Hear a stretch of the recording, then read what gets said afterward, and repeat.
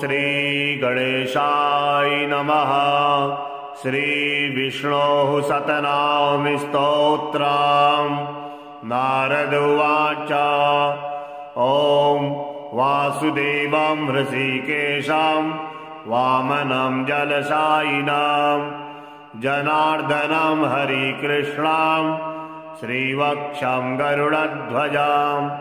वाराहं पुण्डरीकाक्षं नृसिंहं नरकान्तकम् अव्यक्तं शाश्वतं विष्णुमनन्तं मजमव्ययम् नारायणं गदाध्यक्षं गोविन्दं कीर्तिभाजनं गोवर्धनोधरं देवं भूधरं भुवनेश्वरं वेत्तारं यज्ञपुरुषं यज्ञेशं यज्ञवाहकं चक्रपाणिं गदापाणिं शङ्खपाणिं नरोत्तमं वैकुण्ठं दुष्टदमनं भूगर्भं पीतवाससां त्रिविक्रमं त्रिकालज्ञं त्रिमूर्तिं नन्दिकेश्वरं रामं हयग्रीवं भीमं रौद्रं भौद्भवं श्रीपतिं श्रीधरं श्रीशां मङ्गलं मङ्गलायुधं दामोदरं दमोपेतं केशवं केशिसूदनं वरेण्यं वरदं विष्णु आनन्दं वसुदेवजां हिरण्यरेतसं दीप्तं पुराणं पुरुषोत्तमं सकलं निष्कलं शुद्धं निर्गुणं गुणशाश्वतं हिरण्यतनुसङ्काशं सूर्यायुतसमप्रभां मेघश्यामं चतुर्बाहुं कुशलं कमलीक्षणं ज्योतिरूपमरूपं च स्वरूपं रूपसंस्थितं सर्वज्ञं सर्वरूपस्थं सर्वेषां सर्वतोमुखं ज्ञानं कूटस्थमचलं ज्ञानदं परमं प्रभुं योगी संयोगनिष्णातं योगिनं योगरूपिणाम् ईश्वरं सर्वभूतानां वन्दे भूतमयं प्रभुम् इति नाम शतं दिव्यं वैष्णवं खलु पापहं व्यासेन कथितं पूर्वं सर्वपापप्रणाशनं या पठेत् प्रातरुत्थाय स भवेद् वैष्णवो नरः सर्वपापविशुद्धात्मा विष्णुसायुज्यमवाप्नुयात् चन्द्रायणसहस्राणि कन्यादानि शतानि च गवां लक्षसहस्राणि मुक्तिभागी भवेन्नरः अश्वमेधायुतं पुण्यं फलं प्राप्नोति मानवः वासुदेवं हृषीकेशं वामनं जलशायिनं जनार्दनं हरिकृष्णं श्रीवक्षं गरुडध्वजं वाराहं पुण्डरीकाक्षं नृसिंहं नरकान्तकम् अव्यक्तं शाश्वतं विष्णुमनन्तं मजमव्ययम् नारायणं गदाध्यक्षं गोविन्दं कीर्तिभाजनं गोवर्धनोधरं देवं भूधरं भुवनेश्वरं वेत्तारं यज्ञपुरुषं यज्ञेशं यज्ञवाहकं चक्रपाणिं गदापाणिं शङ्खपाणिं नरोत्तमं वैकुण्ठं दुष्टदमनं भूगर्भं पीतवाससां त्रिविक्रमं त्रिकालज्ञं त्रिमूर्तिं नन्दिकेश्वरं रामं हयग्रीवं भीमं रौद्रं भौद्भवं श्रीपतिं श्रीधरं श्रीशां मङ्गलं मङ्गलायुधां दामोदरं दमोपेतां केशवं केशिसूदनां वरेण्यं वरदं विष्णु आनन्दं वसुदेवजां हिरण्यरेतसां दीप्तां पुराणं पुरुषोत्तमां सकलं निष्कलं शुद्धां निर्गुणां गुणशाश्वतां हिरण्यतनुसङ्कासां सूर्यायुतसमप्रभां मेघश्यामां चतुर्बाहुं कुशलां कमलेक्षणां ज्योतिरूपमरूपं च स्वरूपं रूपसंस्थितां सर्वज्ञां सर्वरूपस्थां सर्वेषां सर्वतोमुखां ज्ञानां कूटस्थमचलां ज्ञानदां परमां प्रभुं योगीशां योगनिष्णातां योगिनां योगरूपिणाम् ईश्वरं सर्वभूतानां वन्दे भूतमयं प्रभुम् इति नाम शतं दिव्यां वैष्णवं खलु पापहां व्यासेन कथितं पूर्वं सर्वपापप्रणाशनां या पठेत् प्रातरुत्थाय स भवेद् वैष्णवो नरः सर्वपापविशुद्धात्मा विष्णुसायुज्यमवाप्नुयात् चन्द्रायणसहस्राणि कन्यादानि शतानि च गवां लक्षसहस्राणि मुक्तिभागी भवेन्नरः अश्वमेधायुतं पुण्यं फलं प्राप्नोति मानवः वासुदेवं हृषीकेशं वामनं जलशायिनं जनार्दनं हरिकृष्णं श्रीवक्षं गरुडध्वजं वाराहं पुण्डरीकाक्षं नृसिंहं नरकान्तकम् अव्यक्तं शाश्वतं विष्णु मनन्तं मजमव्ययं नारायणं गदाध्यक्षं गोविन्दं कीर्तिभाजनं गोवर्धनोधरं देवं भूधरं भुवनेश्वरं वेत्तारं यज्ञपुरुषं यज्ञेशां यज्ञवाहकं चक्रपाणिं गदापाणिं शङ्खपाणिं नरोत्तमां वैकुण्ठं दुष्टदमनं भूगर्भं पीतवाससां त्रिविक्रमं त्रिकालज्ञं त्रिमूर्तिं नन्दिकेश्वरं रामं रामं हयग्रीवं भीमं रौद्रं भौद्भवं श्रीपतिं श्रीधरं श्रीशां मङ्गलं मङ्गलायुधां दामोदरं दमोपेतां केशवं केशिसूदनां वरेण्यं वरदं विष्णु आनन्दं वसुदेवजां हिरण्यरेतसां दीप्तां पुराणं पुरुषोत्तमां सकलं निष्कलं शुद्धां निर्गुणां गुणशाश्वतां हिरण्यतनुसङ्कासां सूर्यायुतसमप्रभां मेघश्यामं चतुर्बाहुं कुशलं कमलेक्षणां ज्योतिरूपमरूपं च स्वरूपं रूपसंस्थितां सर्वज्ञां सर्वरूपस्थां सर्वेषां सर्वतोमुखां ज्ञानां कूटस्थमचलां ज्ञानदां परमं प्रभुं योगीशां योगनिष्णातां योगिनां योगरूपिणाम् ईश्वरं सर्वभूतानां वन्दे भूतमयं प्रभुम् इति नाम शतं दिव्यां वैष्णवं खलु पापहां व्यासेन कथितं पूर्वं सर्वपापप्रणाशनम्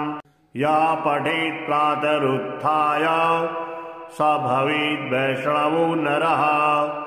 सर्वपापविशुद्धात्मा विष्णुसायुज्यमवाप्नुयात् चन्द्रायणसहस्राणि कन्यादानि शतानि च गवां लक्षसहस्राणि मुक्तिभागी भवेन्नरः अश्वमेधायुतं पुण्यं फलं प्राप्नोति मानवः वासुदेवं हृषीकेशं वामनं जलशायिनं जनार्दनं हरिकृष्णं श्रीवक्षं गरुडध्वजं वाराहं पुण्डरीकाक्षं नृसिंहं नरकान्तकम् अव्यक्तं शाश्वतं विष्णु मनन्तं मजमव्ययं नारायणं गदाध्यक्षं गोविन्दं कीर्तिभाजनं गोवर्धनोधरं देवं भूधरं भुवनेश्वरं वेत्तारं यज्ञपुरुषं यज्ञेशं यज्ञवाहकम् चक्रपाणिं गदापाणिं शङ्खपाणिं नरोत्तमं वैकुण्ठं दुष्टदमनं भूगर्भं पीतवाससां त्रिविक्रमं त्रिकालज्ञं त्रिमूर्तिं नन्दिकेश्वरं रामं रामं हयग्रीवं भीमं रौद्रं भौद्भवं श्रीपतिं श्रीधरं श्रीशां मङ्गलं मङ्गलायुधं दामोदरं दमोपेतं केशवं केशिसूदनं वरेण्यं वरदं विष्णु आनन्दं वसुदेवजां हिरण्यरेतसं दीप्तं पुराणं पुरुषोत्तमं सकलं निष्कलं शुद्धं निर्गुणं गुणशाश्वतं हिरण्यतनुसङ्काशं सूर्यायुतसमप्रभां मेघश्यामं चतुर्बाहुं कुशलं कमलेक्षणं ज्योतिरूपमरूपं च स्वरूपं रूपसंस्थितं सर्वज्ञं सर्वरूपस्थं सर्वेषां सर्वतोमुखं ज्ञानं कूटस्थमचलं ज्ञानदं परमं प्रभुं योगी संयोगनिष्णातं योगिनं योगरूपिणाम् ईश्वरं सर्वभूतानां वन्दे भूतमयं प्रभुम् इति नाम शतं दिव्यं वैष्णवं खलु पापहं व्यासेन कथितं पूर्वं सर्वपापप्रणाशनं या पठेत् प्रातरुत्थाय स भवेद् वैष्णवो नरः सर्वपापविशुद्धात्मा विष्णुसायुज्यमवाप्नुयात् चन्द्रायणसहस्राणि कन्यादानि शतानि च गवां लक्षसहस्राणि मुक्तिभागी भवेन्नरः अश्वमेधायुतं पुण्यं फलं प्राप्नोति मानवः वासुदेवं हृषीकेशं वामनं जलशायिनं जनार्दनं हरिकृष्णं श्रीवक्षं गरुडध्वजं वाराहं पुण्डरीकाक्षं नृसिंहं नरकान्तकम् अव्यक्तं शाश्वतं विष्णु मनन्तं मजमव्ययं नारायणं गदाध्यक्षं गोविन्दं कीर्तिभाजनं गोवर्धनोधरं देवं भूधरं भुवनेश्वरं वेत्तारं यज्ञपुरुषं यज्ञेशं यज्ञवाहकम् चक्रपाणिं गदापाणिं शङ्खपाणिं नरोत्तमं वैकुण्ठं दुष्टदमनं भूगर्भं पीतवाससां त्रिविक्रमं त्रिकालज्ञं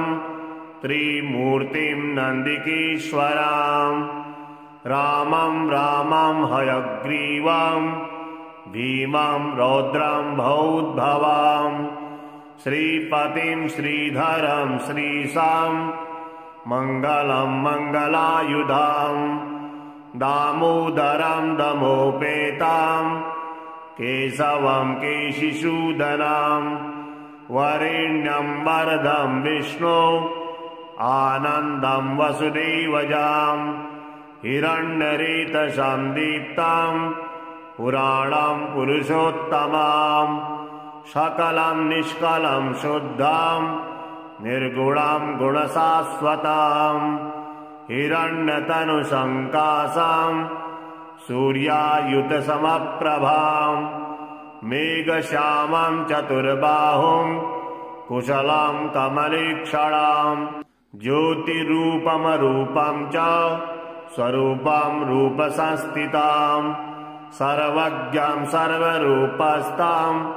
सर्वेषां सर्वतोमुखां ज्ञानां कूटस्थमचलां ज्ञानदां परमां प्रभुं योगीशां योगनिष्णातां योगिनां योगरूपिणाम् ईश्वरं सर्वभूतानां वन्दे भूतमयं प्रभुम् इति नाम शतं दिव्यां वैष्णवं खलु पापहां व्यासेन कथितं पूर्वं सर्वपापप्रणाशनां या पठेत् प्रातरुत्थाय स भवेद् वैष्णवो नरः सर्वपापविशुद्धात्मा विष्णुसायुज्यमवाप्नुयात् चन्द्रायणसहस्राणि कन्यादानि शतानि च गवां लक्षसहस्राणि मुक्तिभागी भवेन्नरः अश्वमेधायुतं पुण्यं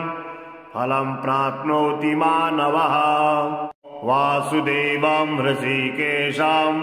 वामनं जलशायिनं जनार्दनं हरिकृष्णं श्रीवक्षं गरुडध्वजं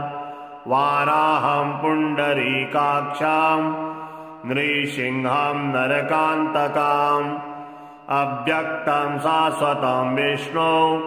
मनन्तं मजमव्ययं नारायणं गदाध्यक्षं गोविन्दं कीर्तिभाजनं गोवर्धनोधरं देवं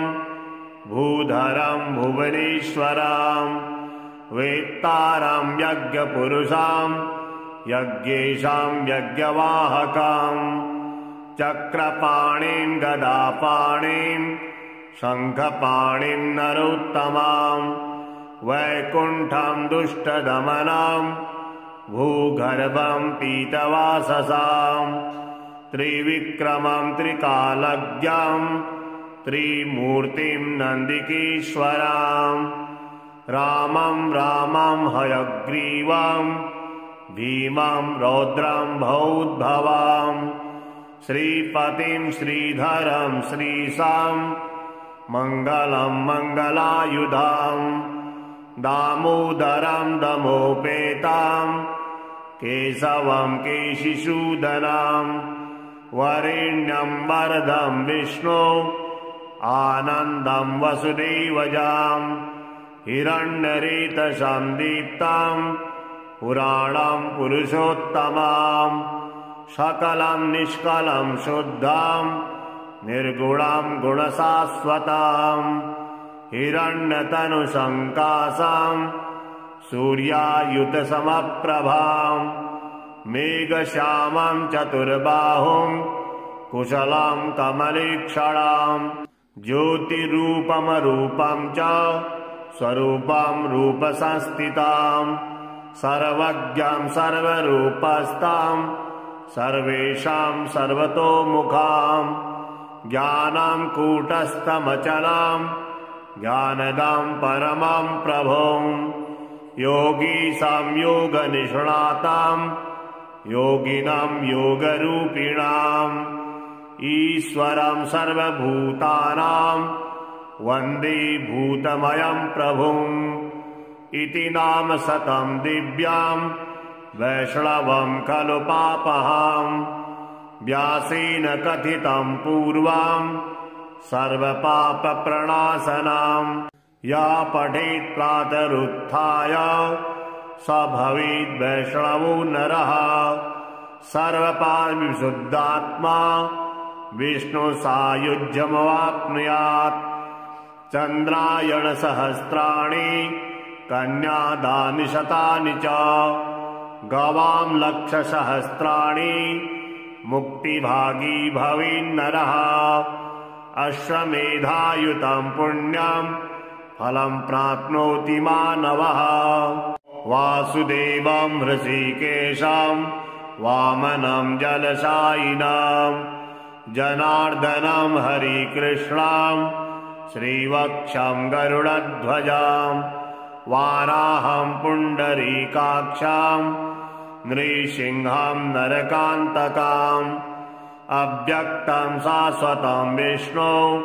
मनन्तं मजमव्ययम् नारायणं गदाध्यक्षं गोविन्दं कीर्तिभाजनं गोवर्धनोधरं देवं भूधरं भुवनेश्वरं वेत्तारं यज्ञपुरुषं यज्ञेशां यज्ञवाहकं चक्रपाणिं गदापाणिं शङ्खपाणिं नरोत्तमां वैकुण्ठं दुष्टदमनं भूगर्भं पीतवाससां त्रिविक्रमं त्रिकालज्ञं त्रिमूर्तिं नन्दिकेश्वरं रामं हयग्रीवं भीमं रौद्रं भौद्भवं श्रीपतिं श्रीधरं श्रीशां मङ्गलं मङ्गलायुधं दामोदरं दमोपेतं केशवं केशिसूदनं वरेण्यं वरदं विष्णु आनन्दं वसुदेवजां हिरण्यरेतसं दीप्तं पुराणं पुरुषोत्तमं सकलं निष्कलं शुद्धं निर्गुणं गुणशाश्वतं हिरण्यतनुसङ्काशं सूर्यायुतसमप्रभां मेघश्यामं चतुर्बाहुं कुशलं कमलेक्षणं ज्योतिरूपमरूपं च स्वरूपं रूपसंस्थितां सर्वज्ञं सर्वरूपस्थं सर्वेषां सर्वतोमुखां ज्ञानं कूटस्थमचलं ज्ञानदं परमं प्रभुं योगीशां योगनिष्णातां योगिनां योगरूपिणाम् ईश्वरं सर्वभूतानां वन्दे भूतमयं प्रभुम् इति नाम शतं दिव्यां वैष्णवं खलु पापहां व्यासेन कथितं पूर्वां सर्वपापप्रणाशनां या पठेत् प्रातरुत्थाय स भवेद् वैष्णवो नरः सर्वपापविशुद्धात्मा विष्णुसायुज्यमवाप्नुयात् चन्द्रायणसहस्राणि कन्यादानि शतानि च गवां लक्षसहस्राणि मुक्तिभागी भवेन्नरः अश्वमेधायुतं पुण्यं फलं प्राप्नोति मानवः वासुदेवं हृषीकेशं वामनं जलशायिनं जनार्दनं हरिकृष्णं श्रीवक्षं गरुडध्वजं वाराहं पुण्डरीकाक्षं नृसिंहं नरकान्तकम् अव्यक्तं शाश्वतं विष्णु मनन्तं मजमव्ययम् नारायणं गदाध्यक्षं गोविन्दं कीर्तिभाजनां गोवर्धनोधरं देवां भूधरं भुवनेश्वरां वेत्तारं यज्ञपुरुषां यज्ञेशां यज्ञवाहकां चक्रपाणिं गदापाणिं शङ्खपाणिं नरोत्तमां वैकुण्ठं दुष्टदमनां भूगर्भं पीतवाससां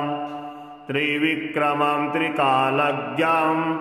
त्रिमूर्तिं नन्दिकेश्वरां रामं रामं हयग्रीवं भीमं रौद्रं भौद्भवां श्रीपतिं श्रीधरं श्रीशां मङ्गलं मङ्गलायुधां दामोदरं दमोपेतां केशवं केशिसूदनां वरेण्यं वरदं विष्णो आनन्दं वसुदेवजां हिरण्यरेतसां दीप्तां पुराणं पुरुषोत्तमां सकलं निष्कलं शुद्धां निर्गुणां गुणशाश्वतां हिरण्यतनुसङ्कासां सूर्यायुतसमप्रभां मेघश्यामं चतुर्बाहुं कुशलं कमलेक्षणां ज्योतिरूपमरूपं च स्वरूपं रूपसंस्थितां सर्वज्ञां सर्वरूपस्थां सर्वेषां सर्वतोमुखां ज्ञानं कूटस्थमचलां ज्ञानदां परमं प्रभुं योगीशां योगनिष्णातां योगिनां योगरूपिणाम् ईश्वरं सर्वभूतानां वन्दे भूतमयं प्रभुम् इति नाम शतं दिव्यां वैष्णवं खलु पापहां व्यासेन कथितं पूर्वां सर्वपापप्रणाशनां या पठेत् प्रातरुत्थाय स भवेद् वैष्णवो नरः सर्वपापविशुद्धात्मा विष्णुसायुज्यमवाप्नुयात् चन्द्रायणसहस्राणि कन्यादानि शतानि च गवां लक्षसहस्राणि मुक्तिभागी भवेन्नरः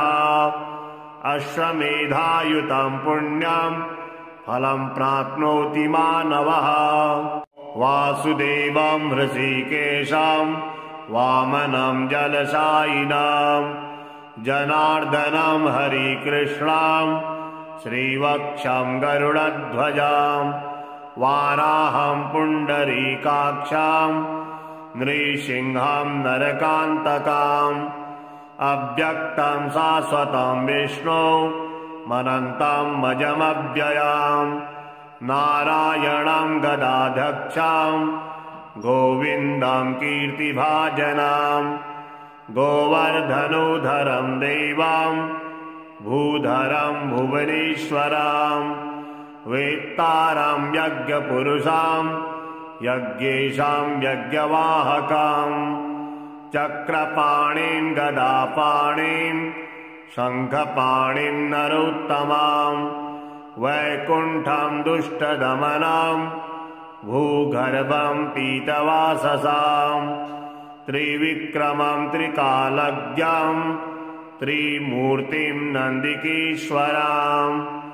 रामं रामं हयग्रीवं भीमं रौद्रं भौद्भवां श्रीपतिं श्रीधरं श्रीशां मङ्गलं मङ्गलायुधां दामोदरं दमोपेतां केशवं केशिसूदनां वरेण्यं वरदं विष्णो आनन्दं वसुदेवजां हिरण्यरेतसां दीप्तां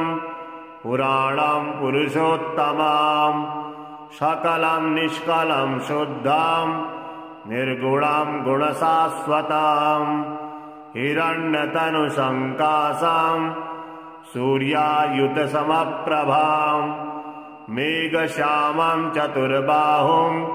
कुशलां कमलीक्षणां ज्योतिरूपमरूपं च स्वरूपं रूपसंस्थितां सर्वज्ञां सर्वरूपस्थां सर्वेषां सर्वतोमुखां ज्ञानां कूटस्थमचलां ज्ञानदां परमां प्रभुं योगी संयोगनिष्णातां योगिनां योगरूपिणाम् ईश्वरं सर्वभूतानां वन्दे भूतमयं प्रभुम् इति नाम शतं दिव्यां वैष्णवं खलु पापहां व्यासेन कथितं पूर्वां सर्वपापप्रणाशनां या पठेत् प्रातरुत्थाय स भवेद् वैष्णवो नरः सर्वपापविशुद्धात्मा विष्णुसायुज्यमवाप्नुयात् चन्द्रायणसहस्राणि कन्यादानि शतानि च गवां लक्षसहस्राणि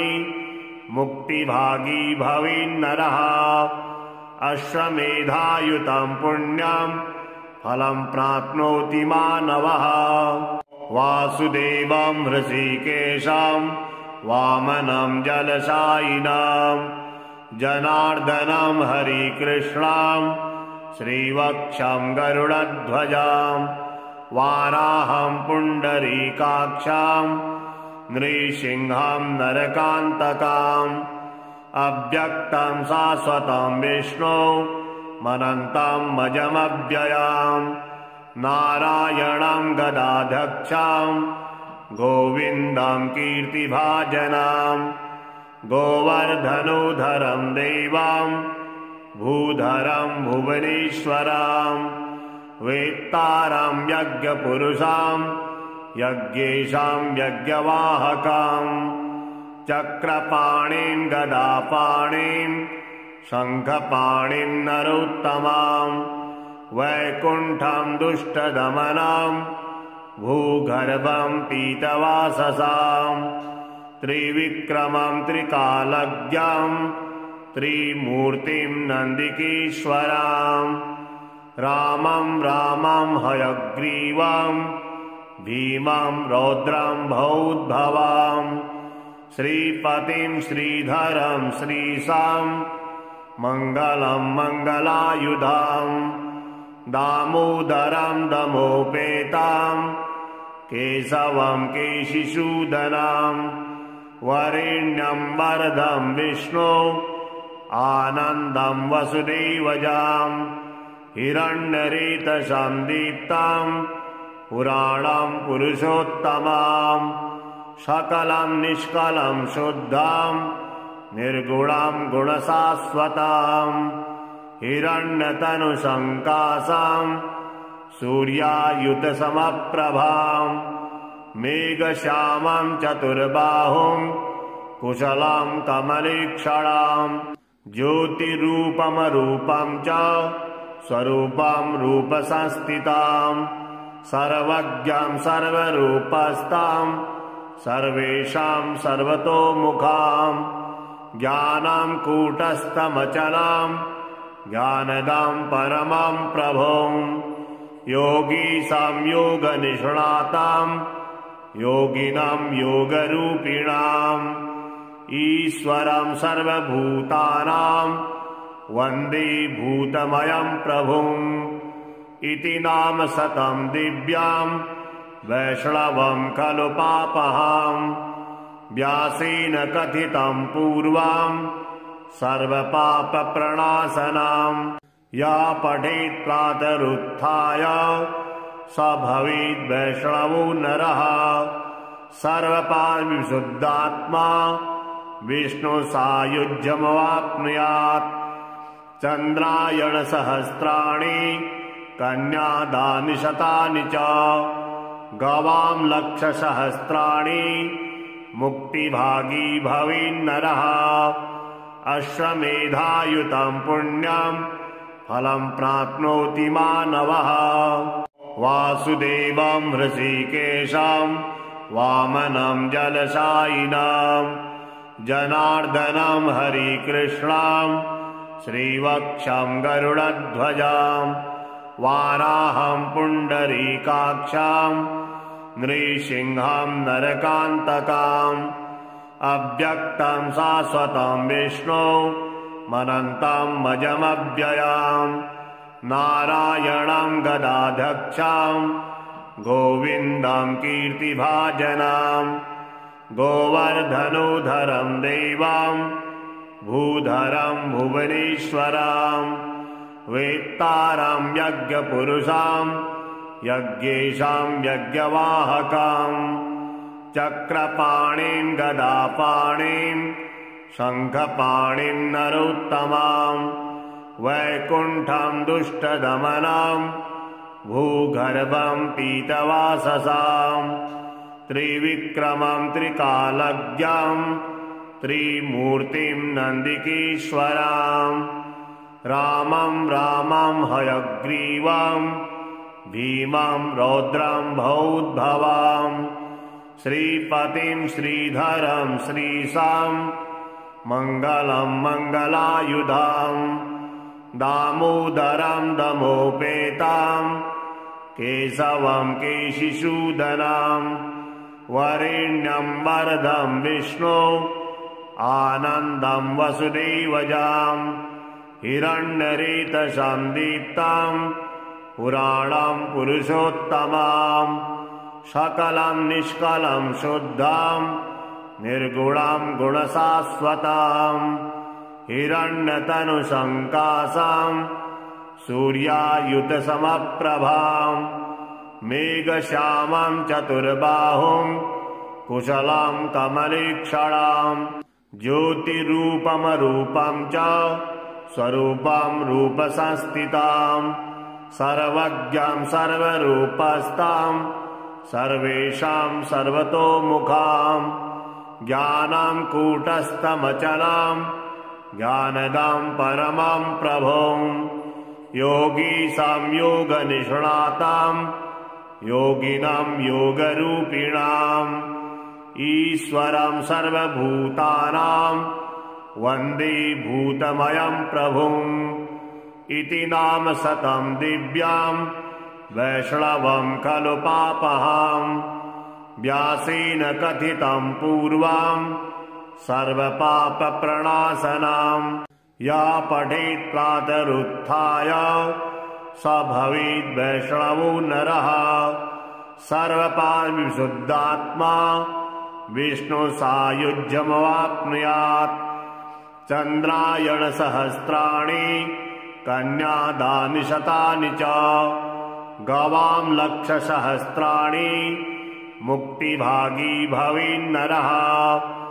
अश्वमेधायुतं पुण्यं फलं प्राप्नोति मानवः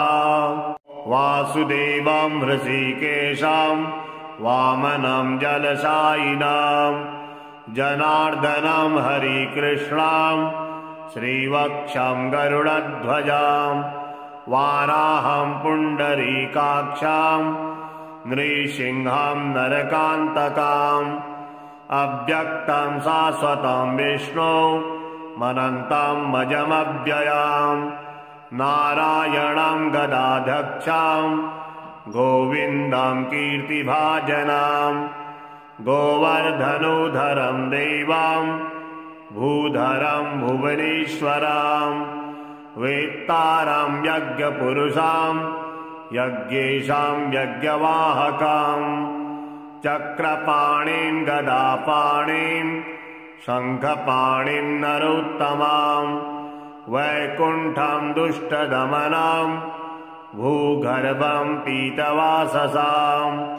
त्रिविक्रमं त्रिकालज्ञं त्रिमूर्तिं नन्दिकेश्वरं रामं रामं हयग्रीवं भीमं रौद्रं भौद्भवं श्रीपतिं श्रीधरं श्रीशां मङ्गलं मङ्गलायुधं दामोदरं दमोपेतं केशवं केशिसूदनं वरेण्यं वरदं विष्णु आनन्दं वसुदेवजां हिरण्यरेतसां दीप्तां पुराणं पुरुषोत्तमां सकलं निष्कलं शुद्धां निर्गुणां गुणशाश्वतां हिरण्यतनुसङ्कासां सूर्यायुतसमप्रभां मेघश्यामां चतुर्बाहुं कुशलां कमलीक्षणां ज्योतिरूपमरूपं च स्वरूपं रूपसंस्थितां सर्वज्ञां सर्वरूपस्थां सर्वेषां सर्वतोमुखां ज्ञानां कूटस्थमचलां ज्ञानदां परमां प्रभुं योगीशां योगनिष्णातां योगिनां योगरूपिणाम् ईश्वरं सर्वभूतानां वन्दे भूतमयं प्रभुम् इति नाम शतं दिव्यां वैष्णवं खलु पापहां व्यासेन कथितं पूर्वं